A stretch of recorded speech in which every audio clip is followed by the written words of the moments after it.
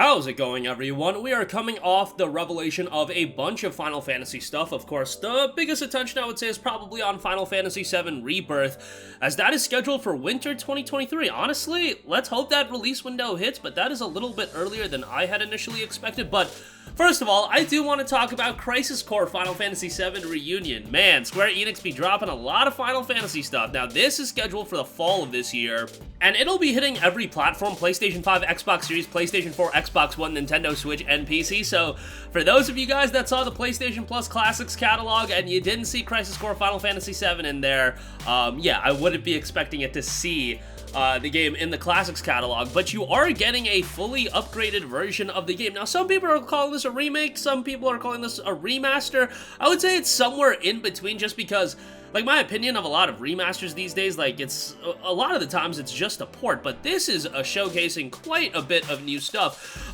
Completely new 3D models, fully voiced characters, system optimizations, remade background and user interface graphics, user interface optimizations, various skip functionality, and newly arranged background music. And yeah, just looking at the comparison pictures, I mean, the game looks pretty darn good. You have to keep your expectations in line, given that this was initially a PSP game, and at the end of the day, it is coming on current-gen platforms, and it's dropping on the Nintendo Switch even.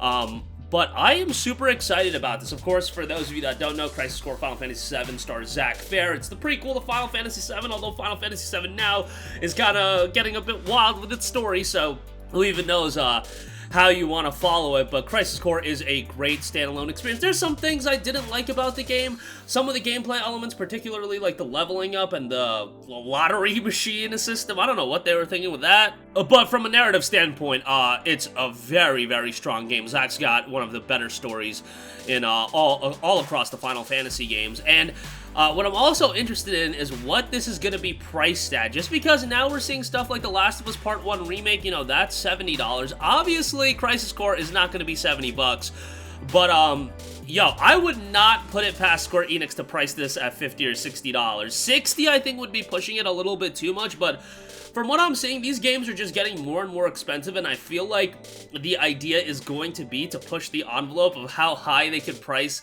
remasters and re-releases. And man, nostalgia is a hell of a drug, and for a lot of people, Final Fantasy VII is tied to a ton of nostalgia. So we'll see what they do price it at. I think like 30 or 40 would be like the sweet spot and like the acceptable spot for me, just like objectively looking at it. But you know, looking at it from the standpoint of Square Enix trying to make as much money as they can, I think they know Final Fantasy VII is a bit of a hot commodity. I think they know a lot of people do want a Crisis Core remaster, remake, port, whatever you want to call it, and you know, I do foresee them pricing it at $50. I think that's where I would probably make my prediction at, but hopefully it is just 30 or 40, and that'd be great. Nonetheless, it's a great game, and even if you don't pick it up right away, when it goes on sale, you can pick it up then. And yeah, a great game.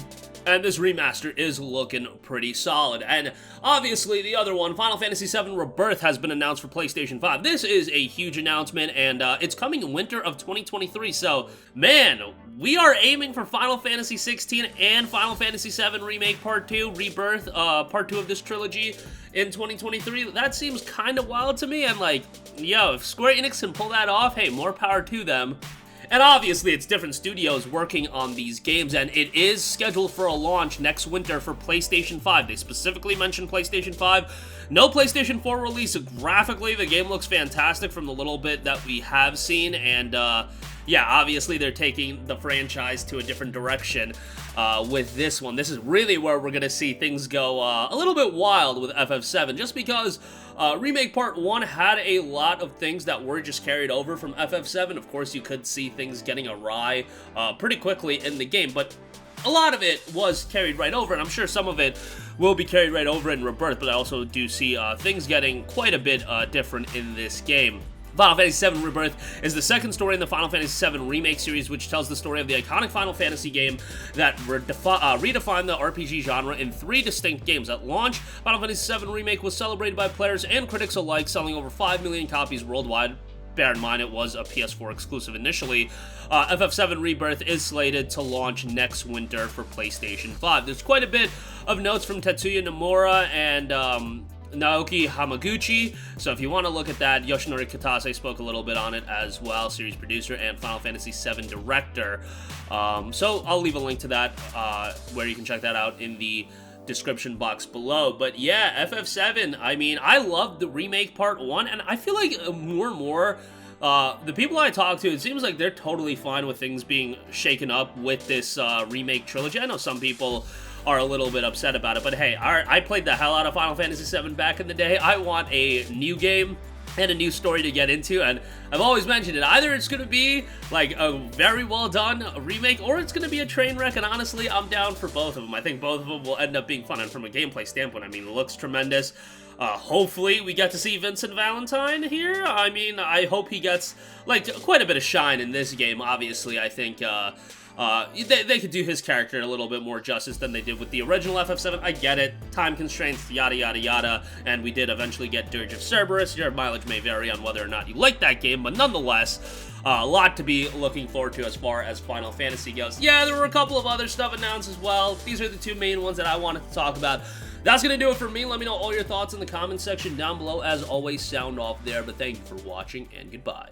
Hey guys, we hope you enjoyed the video, and if you did, make sure to hit the subscribe button, and if you're already subscribed, do us a favor and hit the bell icon. This way you'll be notified whenever we post a new video. That's the best way to keep up with all of our uploads, and we usually try to upload 2 videos a day. And with the bell icon hit, you'll be notified whenever we do upload a video. As always, thanks for watching.